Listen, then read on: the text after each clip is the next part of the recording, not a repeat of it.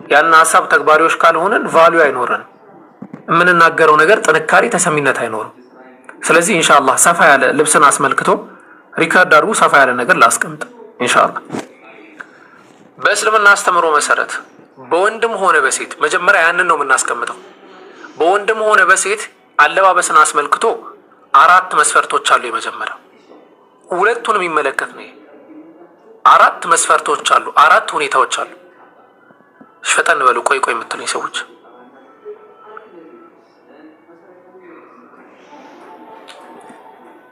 የመጀመሪያው በደንብ አስተውሉ። የመጀመሪያው አንድ ወንድ የአንዲትን ሴት ልብስ ሊለብስ፣ አንዲት ሴት የአንድን ወንድ ልብስ ሊለብስ የተገባ አይደለም። ይህም በአቡ ሁረይራ በመጣው ሐዲስ ላይ ነቢያችን መሐመድ ሰለላሁ ዐለይሂ ወሰለም ወንድ ሆኖ የሴትን ልብስ የሚለብስ፣ ሴት ሆና የወንድ ልብስ የምትለብስ ሴትን ረግመዋል ነቢያችን መሐመድ ሰለላሁ ዐለይሂ ወሰለም። ይሄ አቢ ዳውድ ላይ ወገይሪሂ ሚነል ኩቱብ የሚገኝ ነው።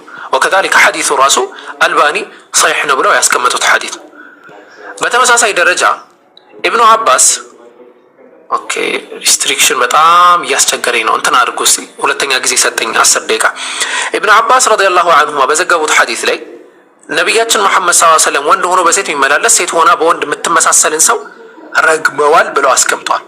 ይህም ሰሒሕ የሆነ ሰሒሕ ቡኻሪ ሐዲስ ቁጥር 5785 ላይ የሚገኘው ሐዲስ። አንደኛው መመሳሰልን የተለየ መሆን መቻል አለበት። ዛሬ ተመልከቱ፣ ሴቶች የወንዶችን ልብስ፣ ወንዶች የሴቶችን ልብስ መልበስ የተለመደ ሆኗል። ምናልባት በእኛ ሀገር ኮንቴክስት ላይ አላህ ሱብሓነሁ ወተዓላን ቢያንስ አምላክን ቢያንስ ባህልን የሚል ሰው ስለበዛ ያን ያህል ላናየው እንችላለን። ወላሂ ሌላው ቦታ የተጨማለቀ እንደዚህ አይነት ነገራቶች የተለመዱ የሆኑበት ነው። ወደኛ ደግሞ መምጣቱ አይቀርም፣ እየመጣ ነው። ቲክቶክ ላይ የሚታዩ ርዝራጆች፣ የሚታዩ ሲምፕተሞች ያ ነገር ማህበረሰቡ ላይ እየገባ እንዳለ የሚያሳይ ነው። ነቢዩ ያንን አስቀምጧል።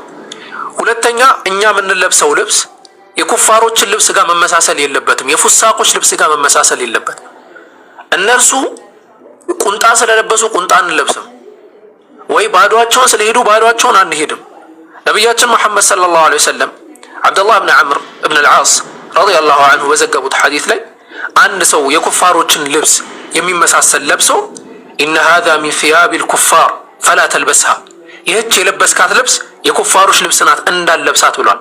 ሰሒሕ ሙስሊም ላይ የሚገኝ ሐዲስ።